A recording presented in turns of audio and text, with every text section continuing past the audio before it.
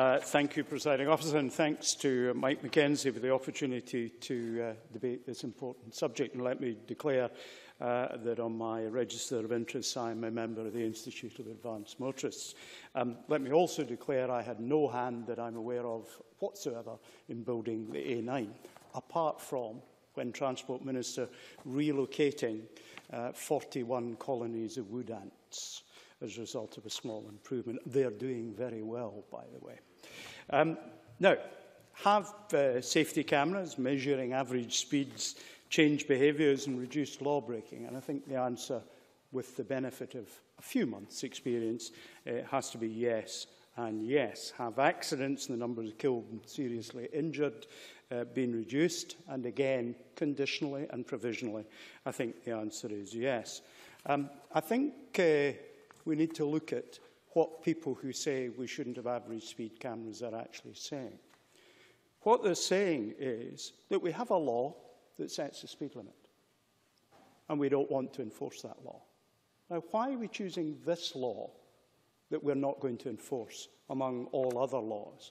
Because it's a matter of personal convenience and arrogance among those who wish permission, unsupervised and unenforced, to break one of our laws. If the law is wrong, and one could argue it is, and the speed limit might not be the right speed limit, there is a way to deal with it. But putting other people's lives at risk to do that is not on in any way whatsoever. I very much welcome the improvements that we're seeing to the layout and engineering of the A9. The dualling all the way to Inverness will be of great benefit. Given that I, in my distant past, lived in Fife and my girlfriend lived in Inverness, you can be absolutely sure I was very familiar with that road.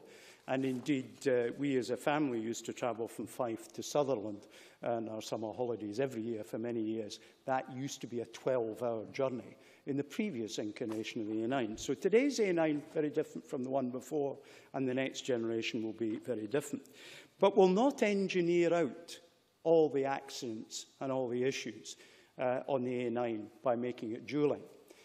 In parliamentary answers to Murdo Fraser, for example, every single year that he asked questions about, the M8, which is a motorway and dual carriageway, has had a higher rate of accidents per kilometre than the A9, every single year. So we don't just find ourselves in the question of engineering. And I think that's where Dave Stewart's efforts, focusing on driver education and graduated driving licences, is something I absolutely support. Members will have heard before that I'm a private pilot, and in flying, you don't simply pass your test and get the right to go off and do everything. It doesn't happen that way. You can't fly at night, you can't fly out of sight of the ground, you can't fly in clouds, you can't fly multi-engine planes, you can't fly planes with retractable undercarriage, you can't fly planes with variable pitch prop. You want to do these things, you have to go, learn, acquire the skill, get the endorsement that you've done the needful. When you pass a test, be it as a pilot or as a driver, you don't suddenly and magically acquire the experience that will enable you to cope with everything you'll meet during your career in charge of a vehicle. You have to learn it. And we have to look at whether there are ways in which we can sensibly help people to make the progress in a safe way. And therefore, I do not speak for my party, but for myself, very much support the idea that we should have graduated training. Now, that does affect young people in particular. I accept that. And in rural areas such as I represent, there are particular challenges because cars are an important transport vehicle for young people.